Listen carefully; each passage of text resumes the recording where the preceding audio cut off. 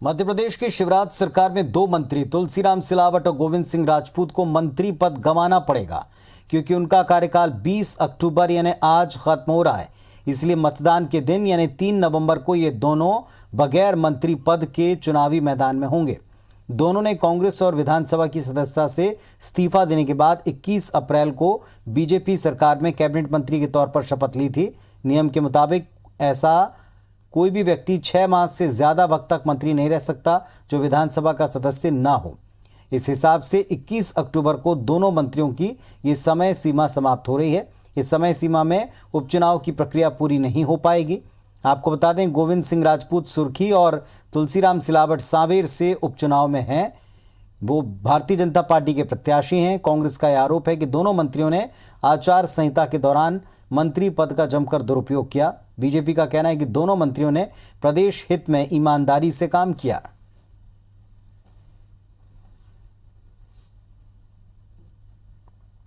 जो पिछले 25 दिन 30 दिन में तो शासकीय पदों का दुरुपयोग करके जिस निर्लज्जता से इनके चुनाव क्षेत्रों में पैसा खर्च किया गया है और बहाया गया है, चंदाखोरी की गई है शासकीय अधिकारियों से कम उस पर विराम लगेगा। जनता राहत की सांस लेगी। दोनों मंत्री बहुत बेहतरीन कार्य कर रहे हैं और जिस व्यवस्था के तहत हमारी भारतीय जनता पार्टी में वो आए हैं उसके तहत अगर चुनाव में इस्तीफा देने की आवश्यकता पड़ेगी तो जरूर देंगे और आने वाले 11-12 तारीख के बाद फिर से मंत्री पद की शपथ लेके कांग्रेस को आईना दिखाएंगे।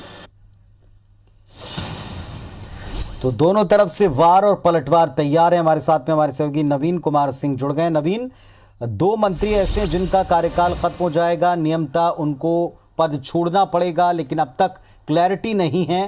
कांग्रेस ने तो कह दिया है कि किस तरह का आरोप उनका है, लेकिन इस पर कोई स्पष्ट जवाब बीजेपी का अब तक नहीं आया कि क्या वे इस्तीफा देंगे।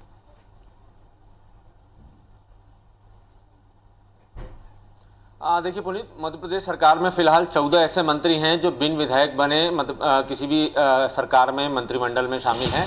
ये सभी वो लोग हैं जो ज्योतिराज सिंधिया समर्थक थे, कांग्रेस पार्टी में थे और कांग्रेस पार्टी छोड़कर बीजेपी में शामिल हुए। लेकिन इनमें से दो मंत्री ऐसे हैं, गोविंद सिंह राजपूत और तुलसी सिलावट, जिन्होंने इनसे कुछ महीने पहले मंत्रिमंडल की सदस्यता ली थी।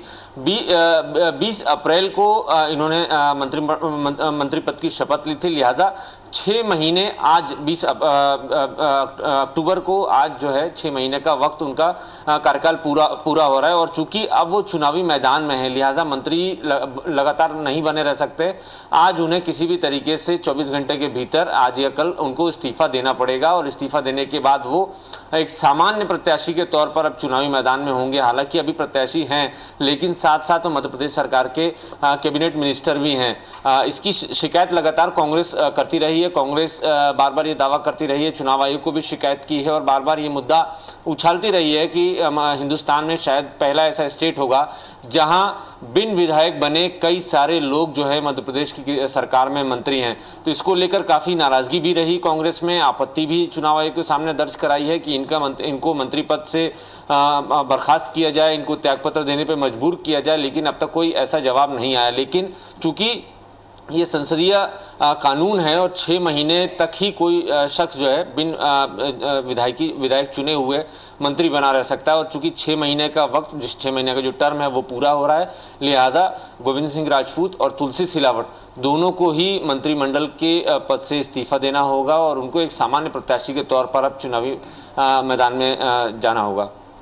चलिए, तो देखना होगा कि इन 24 घंटों में किस तरह का कदम उठाया जाता है। बहुत शुक्रिया नवीन आपका इस पूरी जानकारी के लिए।